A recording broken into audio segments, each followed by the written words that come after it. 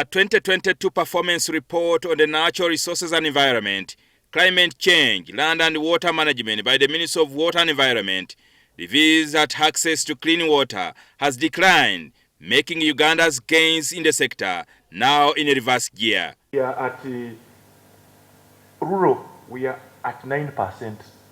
So half of the problems of the fecal matter that we have remains within the comp and is a risk to those who are with it. And in urban areas, we are at 40.7. So that tells us that despite the effort that we are doing, we are not yet meeting the international targets that we set. The decline, I think, potentially we had reached almost 70%, 78%. We see a decline now moving towards 60 and below. These indicators, according to the Ministry of Health, push the health of over 28 million Ugandans at risk. They mentioned the figures earlier. I want to put it into perspective that for ease of appreciation, that about 28 million Ugandans do not have access to improved sanitation. 28 million. When they mention a figure in percentage, sometimes it does a bit of confusing. 7.5 million Ugandans do not have access to safe water. The situation in the educational institutions in Uganda, according to the Ministry of Education, is not different either.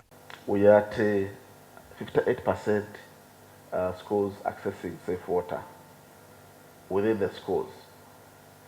In terms of sanitary latrine facilities, 72 learners line up in one stance, which is very high. In terms of MHM, we are still at 42%, meaning other girls drop out of school, absent themselves because of MHM issues. In terms of hand hygiene, we are around 57%. And the funding gap is 30 billion for secondary schools and 400 billion for primary schools. And like I shared, many of our children, especially the girl child, without addressing issues of washing schools, they miss more than a month's time.